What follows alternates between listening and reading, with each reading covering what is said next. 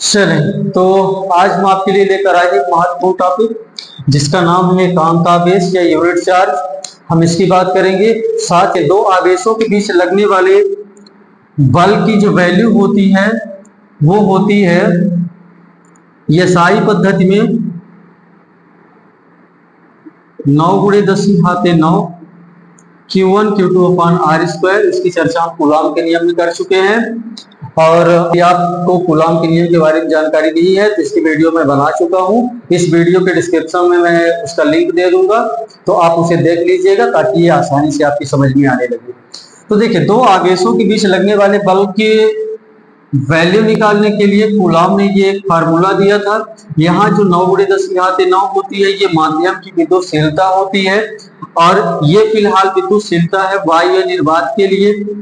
इसके लिए भी एक अलग से क्लास हम ले चुके हैं परमिटिविटी या रिलेटिव परमिटिविटी के नाम से, तो आप उसे भी देख लीजिएगा। तो आगे हम इसमें बात करें तो देखिए, इस फार्मूले में यदि F = हम ले लें 9 × 10⁹ Q1 और Q2 की वैल्यू सेम हो जाए और मान लीजिए कि इन दोनों की वैल्यू है Q, साथ ही R की वैल्यू को हम ले लेते हैं 1 मीटर। हम बात कर रहे हैं एसआई पद्धति में कि यहाँ जो ये फोर्स लग रहा है दो आवेशों के बीच में, उस फोर्स की वैल्यू हम ले लेते हैं 9 × 10⁹। साथ ही जो आपके आवेश हैं, इन आवेश के मैग्नीट्यूड, इनके परिमाण बराबर है और उन दोनों की वैल्यू है Q और R जो आपका इनके बीच की दूरी है, R को हम मान लेते हैं 1 मीटर। तो इन सभी वैल्यूज को हम यहाँ रख कर देखते हैं इस फार्मूले में, इक्वेशन नंबर फर्स्ट में, समीकरण 1 में यदि इनको हम रख दें तो देखते हैं कि रिजल्ट क्या निकलता है। तो F के जगह पर आपको ये रखना है 9 × 10⁹ equal to 9 × 10⁹ Q1 Q2, Q1 की वैल्यू Q है इंटू Q2 की वैल्यू भी Q है तो इसको रख देते हैं। नीचे है R की वैल्यू आप लिए कितना 1, तो आप इसको 1 रख दें तो 1 का स्क्वायर हो जाएगा। तो देखिए ये कट जाएगा इससे, तो इधर कितना बचेगा 1, ये Q और Q हो जाएगा Q² अपान 1 का इधर मल्टीप्लाई हो जाएगा तो कितना होगा Q² = 1।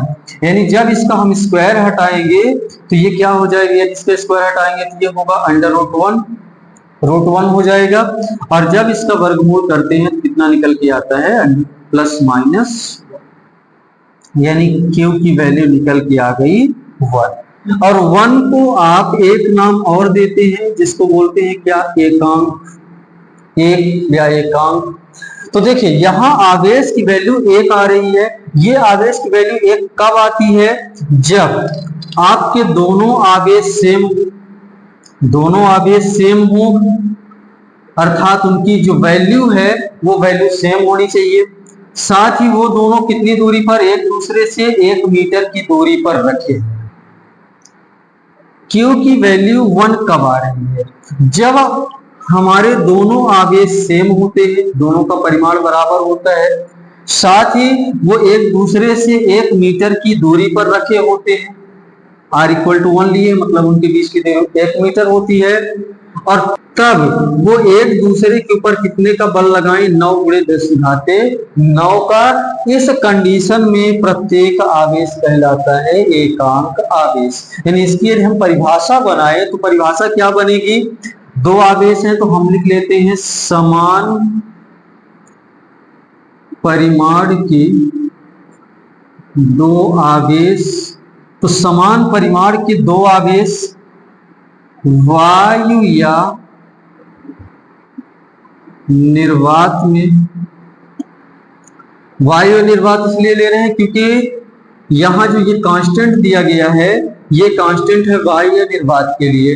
जिस जगह पर वायु हो या खुला स्पेस हो, खाली जगह हो, उसके लिए कांस्टेंट लिया गया है। तो समान परिमाण के दो आवेश वायु निर्वात में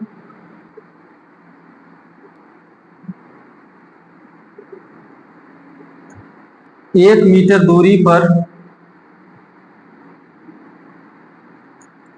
रखे होने पर एक दूसरे के ऊपर कितना फोर्स अप्लाई करें, 9 × 10⁹ न्यूटन बल लगाएं तो प्रत्येक आवेश एकांक आवेश कहलाएगा।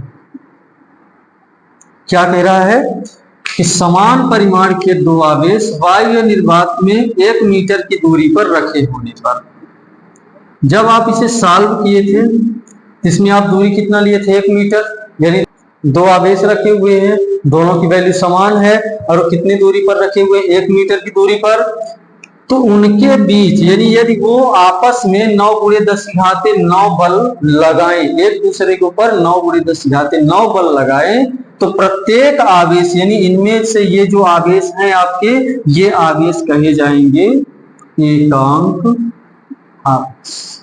बस यही डिफिनीशन है एकांक आवेश के।